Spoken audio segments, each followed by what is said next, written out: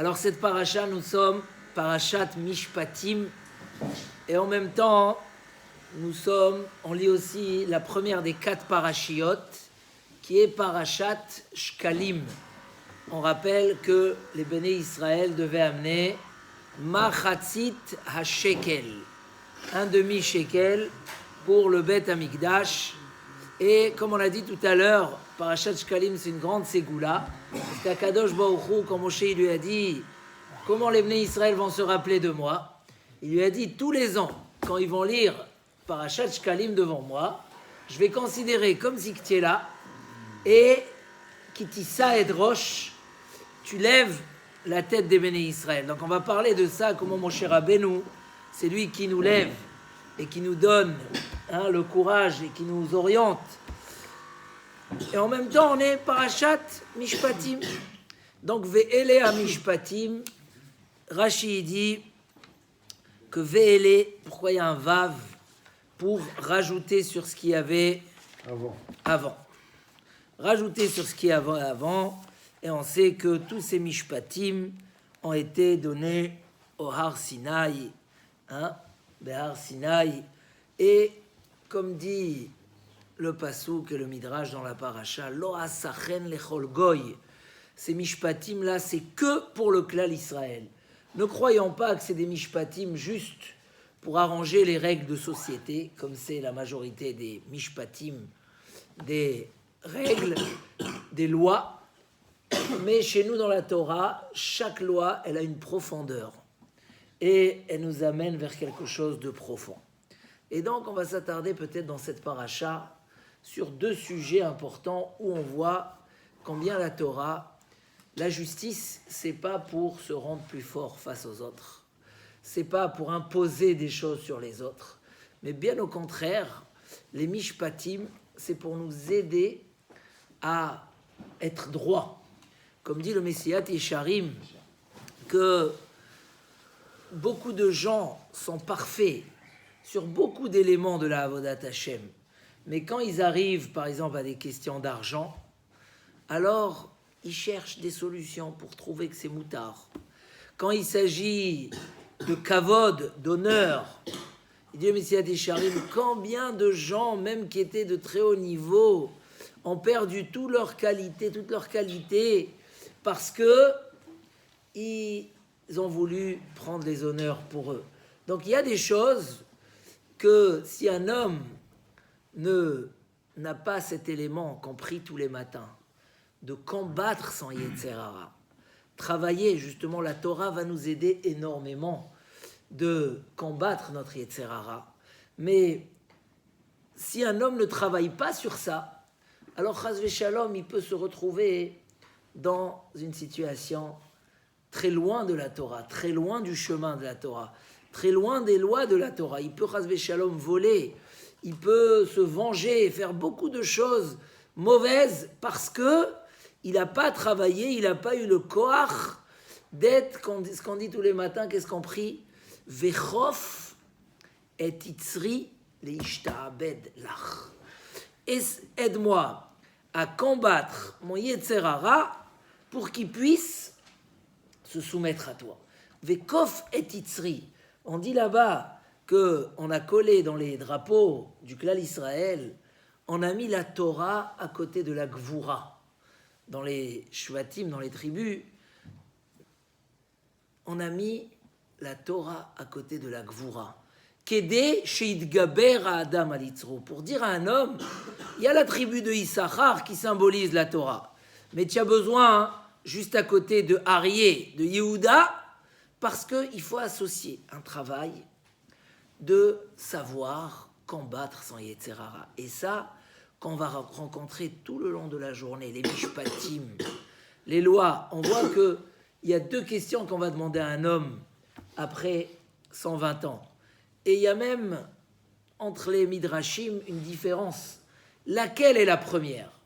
On va demander à l'homme, Kavata itim la Torah. Est-ce que tu as fixé des moments à l'étude de la Torah? Et on va lui demander aussi, Nasata venatata be'emuna. Est-ce que quand tu as fait du commerce, est-ce que quand tu as fait quelque chose, est-ce que tu as fait avec honnêteté? parce que c'est deux éléments essentiels du Yetzer Hara, voire trois. La ta'ava, quand le Yetzer Hara il vient, il met de la ta'ava à l'homme, des désirs, le kavod, les honneurs, et chemdat amamon, le désir de l'argent, ça peut, comme il dit le Messiah Tisharim, ma'avirin et adam al da'ato, ça peut enlever l'homme de son esprit, ça peut le rendre fou. Ve'al da'at kono, et sur l'esprit de son créateur. Ça veut dire si un homme il s'habitue pas de prendre justement la Torah pour une aide, comme on verra dans la suite de ce shiur, prendre la Torah comme une aide pour combattre son Yetzer Hara, et il n'est pas oved là-dessus, alors il ne peut pas accomplir la Torah, il ne peut pas évoluer. Toute la grandeur d'un homme, c'est d'avoir ce koach-là, d'avoir cette force-là, d'être midgaber alitzro, de combattre, d'avoir les forces, que quand le Yetzer Hara il est là, alors de savoir le combattre. Et c'est ça les mishpatim. Dans les mishpatim, la Torah nous demande, il y a un des mishpatim incroyables, c'est marqué comme ça, kitivga shor oivra, quand tu vas rencontrer le taureau de ton ennemi, hachev teshivenu lo, tu dois lui rendre. Pourquoi, depuis quand on peut avoir un ennemi? Il dit ici le Targum, un homme que tu détestes à cause d'une faute. Donc tu sais pas, il y a quelqu'un ici que tu vois qui faute très gravement et que on peut pas accepter ce qu'il fait. Donc tu le détestes pour ses fautes. Et là d'un coup tu trouves son taureau. Qu'est-ce qu'un homme il a tendance à dire? Quoi? Moi j'ai le droit de le détester. Donc qui perd son âne? La Torah a dit non, ça s'arrête là. Tu t'es éloigné de lui parce qu'il fait des choses très graves et tu veux lui montrer qu'il faut qu'il revienne sur ses erreurs, mais tu lui rendras son taureau. Et c'est quand on continue. Qui tirait chamor son acha? Dès que tu verras l'âne de ton ennemi qui n'arrive plus à porter sa charge, ne t'arrête pas de l'aider. Azov ta azovimo, tu vas et tu l'aides. Et là, c'est une question, est-ce qu'un homme, il a le droit de détester une personne? C'est assourd dans la Torah. Et ici, il ramène dans le Rambam, il dit, malgré que c'est un homme, que tu as une mitzvah de le détester, et il n'a pas encore fait tchouva, et il est dans la faute très grave. Il dit, quand tu le vois, et comme elle dit la Gemara, la kouf itzro adif. Tu es devant une situation où, d'une part, tu dois te comporter un certain comportement avec une personne, parce qu'il fait de très graves erreurs. Et d'un coup devant toi, tu dois maintenant, il y a un autre esprit qui arrive. Est-ce que je vais aller aider mon ennemi? Qu'est-ce qui est plus fort, la première mitzvah ou la deuxième mitzvah? Et dit la Gemara, même si tu as ton ami à droite et ton ennemi à gauche, qui tu dois choisir? Ton ennemi. Pourquoi? Parce que la koufet itzro, réussir à combattre son Yetzer Hara, c'est beaucoup mieux. Et ça, c'est les messages de la Torah. C'est les messages de dire, comme il dit là-bas le Messiah Tisharim, ne pas détester, ne pas avoir rancune, ne pas se venger. C'est un niveau de Malaché Hacharet. C'est un niveau des anges. C'est pas humain. Un homme, quand on lui a fait du mal, il est triste et ça le touche profondément. Ça le touche profondément. Et le seul soulagement, c'est la nekama. La vengeance est plus douce que du miel. Comme ça, plus douce que du miel. Alors on peut te dire, ne prends pas cette tranquillité et ce plaisir. Si la Torah nous l'a demandé, c'est que Dieu nous a donné les forces de le faire. Donc logiquement, on n'a pas les forces de le faire. Mais quand la Torah nous a donné les mishpatim, qu'est-ce qu'elle nous a donné dans les mishpatim? Ce n'est pas des lois pour un bon comportement. Elle nous a dit le bon chemin. Elle nous a montré comment on doit travailler. Mais la Torah nous a donné aussi les forces de faire quelque chose qui n'est pas à notre niveau et de pouvoir combattre ce Yetzer Hara-là.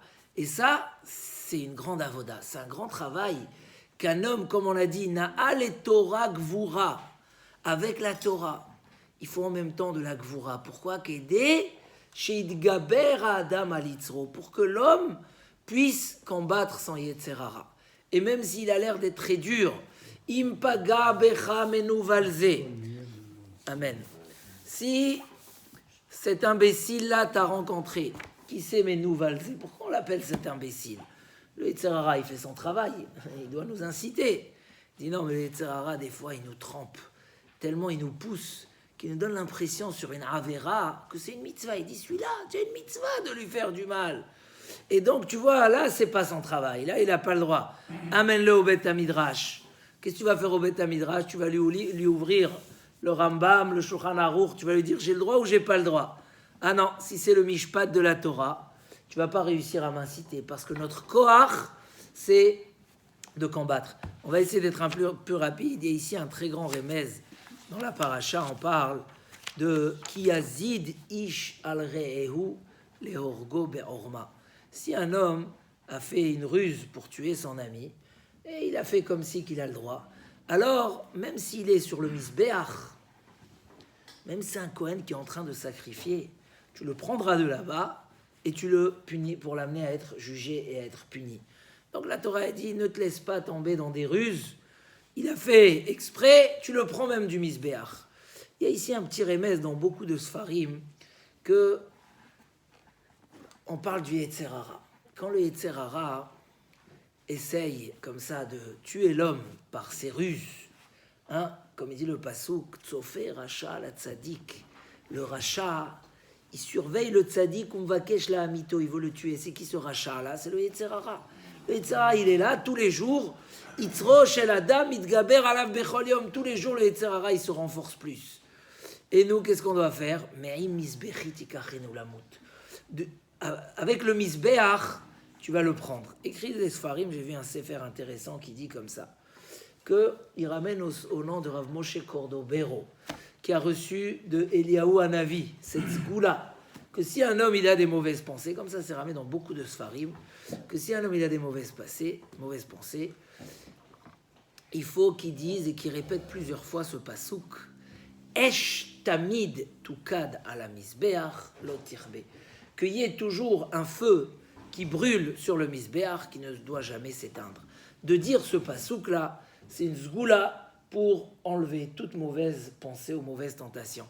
Esh tamid, le pasouk qui dit là-bas, un feu quotidien doit être allumé sur le misbéach, il ne doit jamais s'éteindre. Comment ce pasouk-là va aider l'homme à gérer ses pensées? Qu'il y a un feu sur le misbéach. Explique les Sfarim que le Esh, c'est la Torah. D'accord? Alo kodevarai kaesh. La Torah, elle est comparée comme du feu. Le Ramchal explique combien la Torah, c'est des lumières. C'est du feu, c'est une braise que quand tu souffles, elle prend. Le feu doit être sur le misbéach. Le misbéach, c'est le symbole de celui qui sacrifie la matière, qui sacrifie le Yetzer Hara. Esh tamid ala misbéach. Si à travers la Torah, tu es tout le temps, mais tout le temps, comme on dit, tu étudieras la Torah à tout moment, l'otirbe, tu n'éteins pas ce feu-là. Par exemple, c'est marqué dans la Gemara, une maison où la nuit, il n'y a pas de Torah, alors Chas v'Shalom, elle risque d'être prise par du feu. Comme ça veut dire quoi? C'est quoi le symbole? La nuit, c'est le moment du Yetzer Hara. Le Yetzer Hara, il essaye d'attaquer la personne dans les moments de faiblesse, dans les moments où il n'est pas actif. Et si on n'entend pas de la Torah la nuit, c'est-à-dire si à un moment le feu il s'éteint sur le misbéach, Chas v'Shalom, le Yetzer Hara, il peut nous prendre. Et donc ce lien d'être toujours relié à la Torah, d'être toujours proche, c'est marqué au nom du Baal Shem Tov, que si un homme il a du mal à faire une mitzvah, il faut qu'il parle de cette mitzvah, qu'il la répète plusieurs fois. Par exemple, un homme il a du mal à aller à la Tfila Betsibour, il faut qu'il répète plusieurs fois. Tfila Betsibour, Tfila Betsibour. Rien que répéter ça. Il a du mal à donner de la tzedaka, il dit tzedaka. Il a du mal à combattre son Yetzara, il dit casser. Le fait de répéter la chose, de la dire plusieurs fois, ça donne des forces. Le fait que tu vas dire ce pasouk, tu vas te rappeler que notre rôle dans la vie, c'est justement ces épreuves-là que le Yetzer Hara nous amène régulièrement à droite et à gauche, et que on passe pas un jour où on n'a pas un petit accrochage avec quelqu'un, ou que quelqu'un s'est mal comporté envers nous, ou qu'on nous a mal parlé, ou qu'on sait qu'on peut faire un truc et qui n'est pas à 100% honnête. On a tous les jours des nisyonotes. Et savoir que c'est ça notre force, c'est ça notre rôle. Et le fait de dire le feu devra brûler sur le misbéach à tout moment, il ne doit jamais s'éteindre, ça veut dire que l'homme il doit garder toujours cette flamme et cette ambition et ne pas la laisser s'éteindre. Et ça permet à l'homme d'arriver très très haut. Et c'est ce qui est marqué dans la Gemara ici, il ramène que 6 choses ont été dites sur l'homme.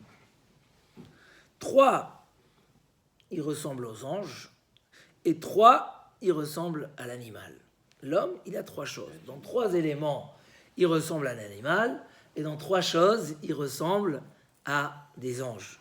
Venez, on prend, c'est quoi la première chose? La première chose, il dit, c'est que l'homme, il marche debout, alors que les animaux, ils marchent couchés. Donc, c'est comme les anges. Et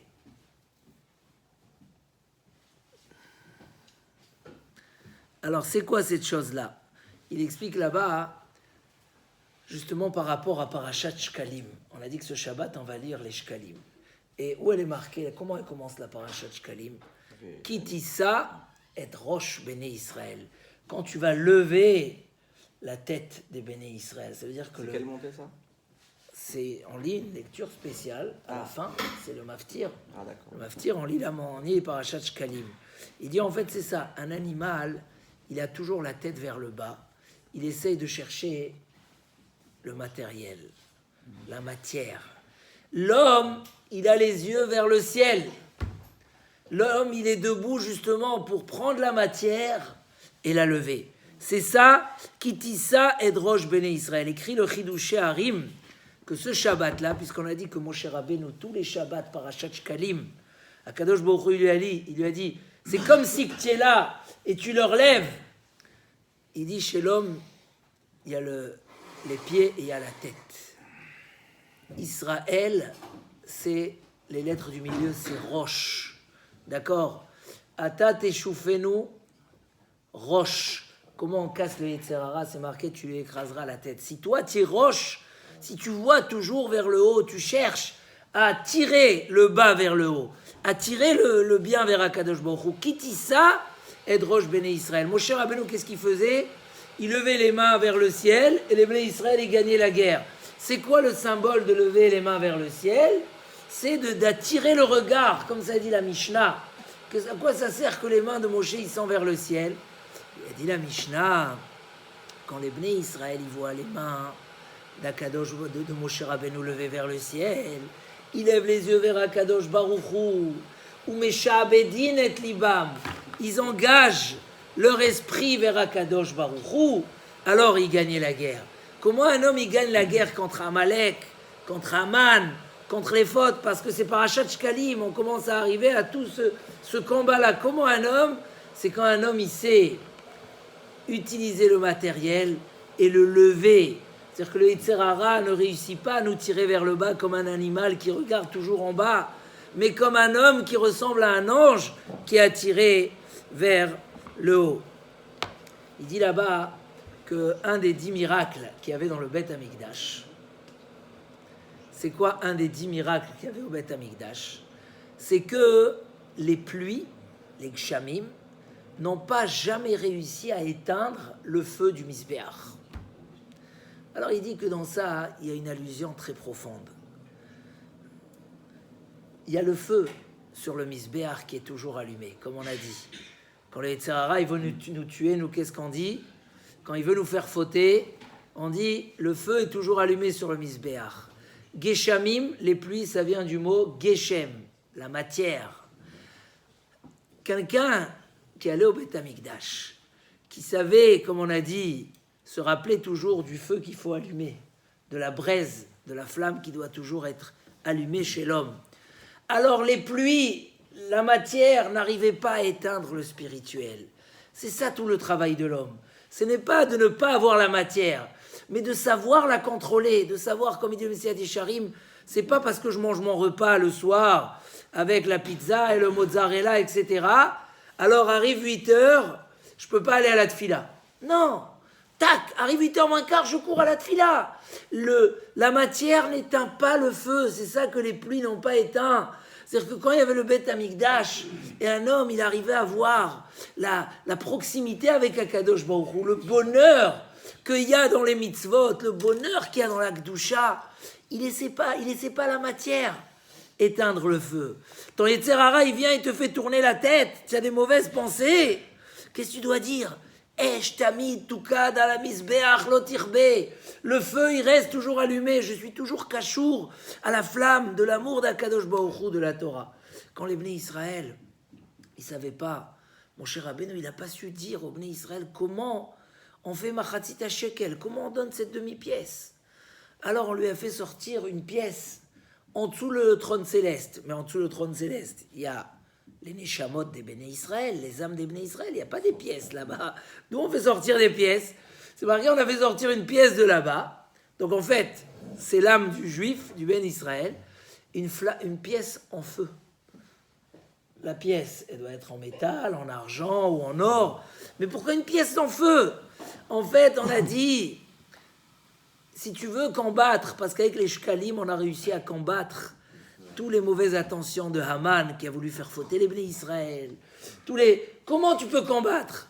Si la pièce, si la neshama du Ben Israël qui est en dessous le kissé à Kavod, elle reste allumée, elle flambe. Matbea shel esh. Ça, c'est tous les Shabbats, Shkalim, Akadosh, Baruch Hu. Il donne à Moshe Rabbeinu la possibilité de nous lever la tête, Kitissa et Drosh, de nous donner cette force-là, de dire, on va donner bientôt une pièce. Quelle pièce? Une pièce de feu, c'est-à-dire que la matière chez nous, ça ne reste pas une matière simple. On ne l'enlève pas, mais on n'éteint pas, on ne laisse pas la matière éteindre la flamme. Il y a la pièce, mais la pièce, elle est en feu. Elle est là pour une bonne ambition, pour faire des mitzvot, pour l'utiliser correctement, pas qu'elle nous éloigne.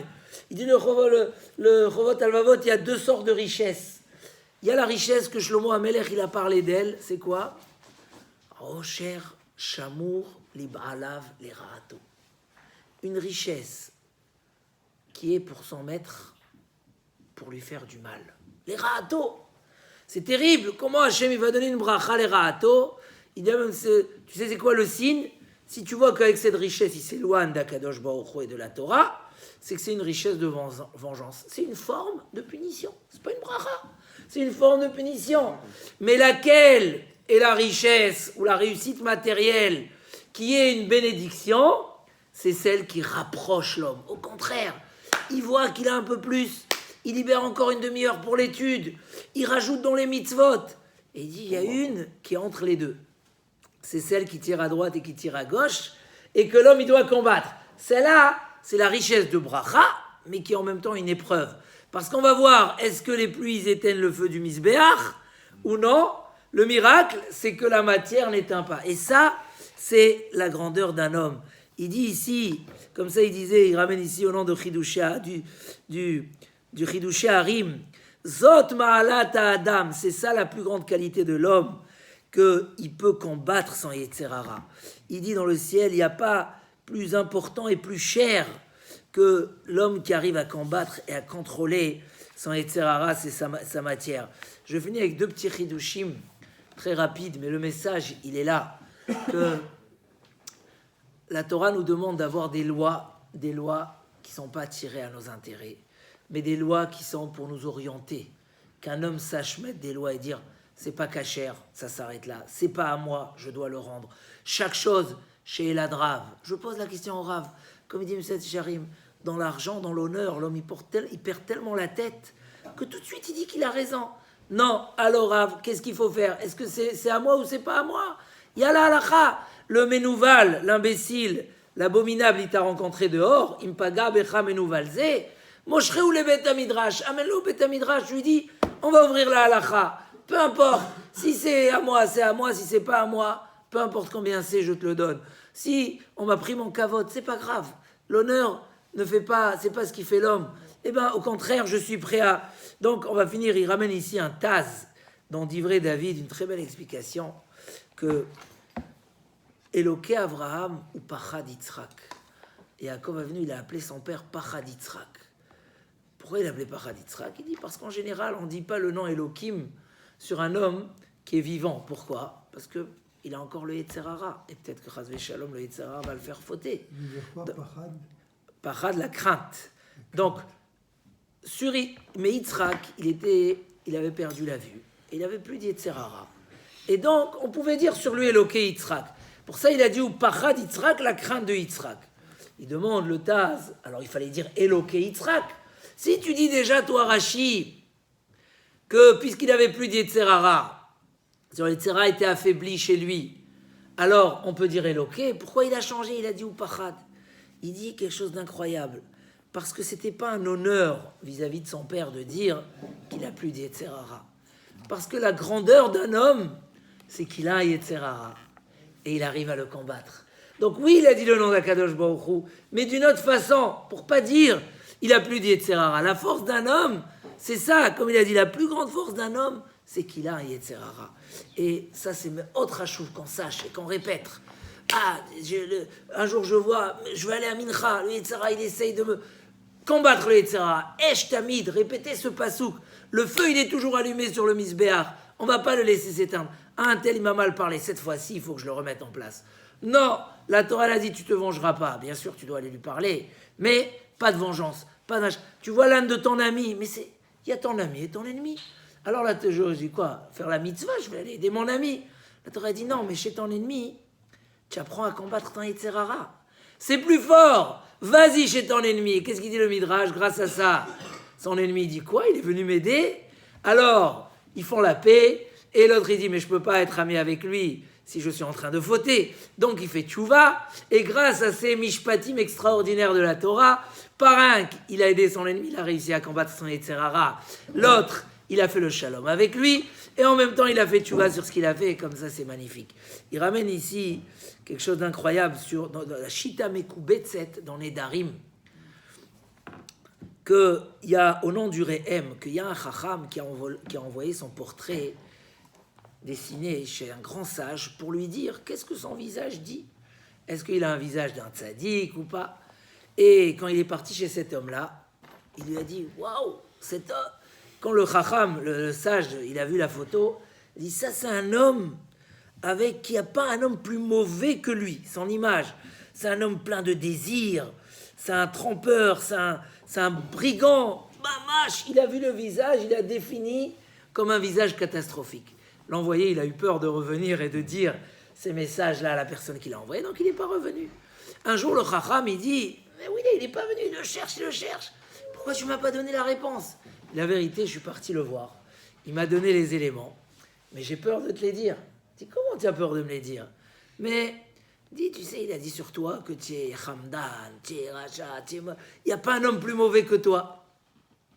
Il a dit, je te dis la vérité. Il a dit juste, j'ai tous ces caractères en moi, mais ma force, elle est que le Yetzerara me pousse, mais la sagesse qui est en moi m'empêche de faire toutes ces choses-là. Et au contraire, je fais l'inverse et mieux. Et je suis grand, plus grâce à ça. Il y a qui racontent cette histoire sur Moshe Rabbeinu, dans certains Sfarim, que, mais je ne sais pas si c'est... En tout cas, c'est raconté dans un des Rishonim sur un Chacham. Donc, nous, on prie tous les matins qu'Hachem nous aide de combattre notre Yetzerara, savoir que c'est une force extraordinaire. Alors, on a besoin de la Torah pour le faire. C'est ça le Esh Tamid, la flamme qui brûle toujours sur le Misbéach. Mais il ne faut pas s'arrêter là, il faut qu'on ait dans cette ambition, qu'on aille vers ça et qu'on dise l'otirbe, qu'un homme puisse avoir cette ambition, qu'à travers les règles de la Torah, les appliquer, c'est ça, ve'ele mishpatim. Après qu'on a reçu la Torah dans Parashat Yitro, alors tout de suite les mishpatim. S'il n'y a pas de mishpatim, tu veux faire juste la Torah comme une théorie, et dit la Gemara, c'est pas possible, valait mieux ne pas arriver dans ce monde-là.